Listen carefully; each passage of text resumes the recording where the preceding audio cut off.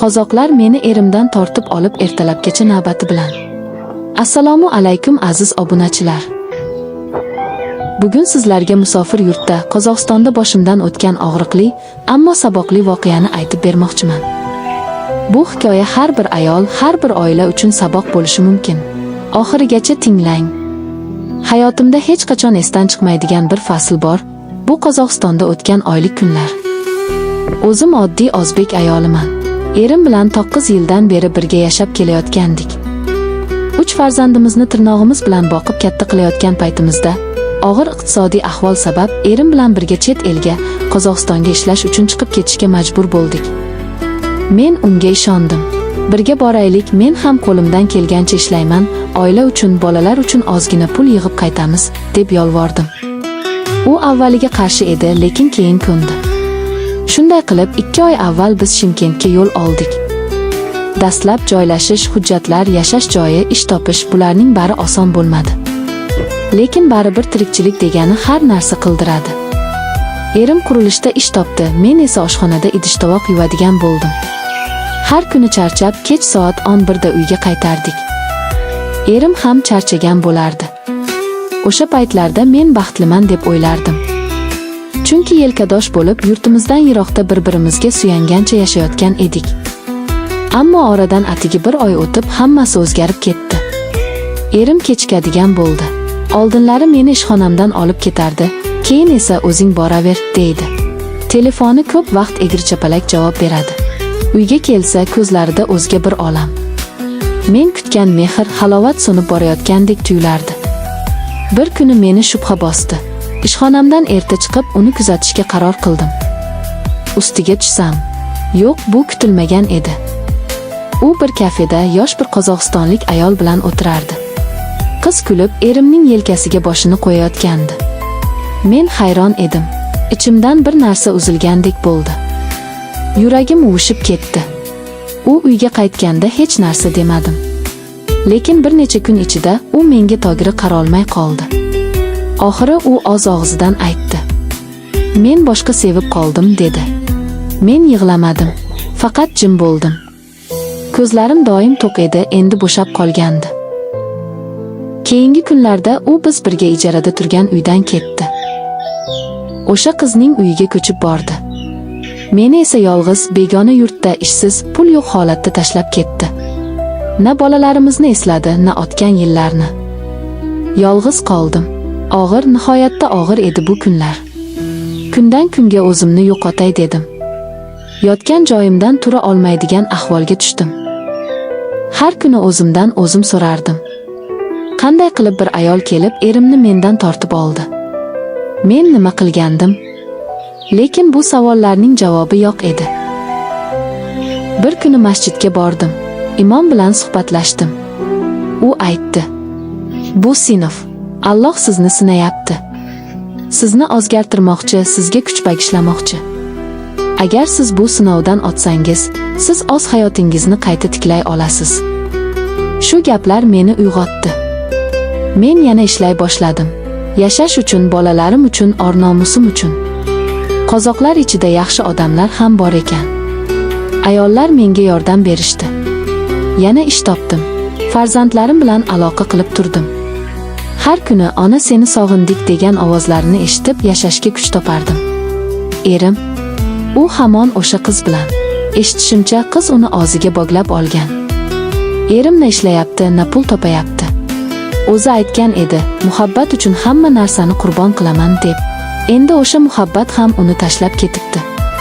Men esa yana oyoqqa turdim. Endi men undan kuchliman. Endi men hech kimga qaram emasman. Men bolalarimni o'zim boqaman, o'zimni qadrlayman. Va shuni bildim. Er yo'qotilishi hayotning tugashi emas, balki ayolning o'zini topishi uchun imkon. Shu tariqa oylar o'tdi. Men o'sha og'ir darddan, o'sha xiyonatdan, yolg'iz kechalardan o'zimni tortib chiqdim. Qozog'istonda endi tanilgan, mustaqil yashayotgan bir ayolga aylandim. Endi hech kimga ishonmasdim. Hattoki yuragimni ham yopib qo'ygandim. Erimdan esa sado yo'q. Faqat 1-2 marta eshitdim. U ishsiz qolibdi, o'sha qiz ham boshqa yigit bilan yurib ketibdi. Ammo bu xabar meni endi qiziqtirmasdi. Bir kun ishxonamda ovqat tarqatayotganimda eshik ochildi. Kozimga tanish qiyofa ko'rindi. Bu u edi. Erim. U ancha ozginlashgan, ko'zlarida uyat, yuzida afsus aralash bir nurlar bor edi. Men unga tik qarolmadim. Yuragim bir zumda o'tmish bilan to'lib ketdi. U jim turdi. Men jim turdim. Xona ham sukutga cho'mildi. Nihoyat u asta oldimga kelib shivirladi. Kechir meni. Men xato qildim.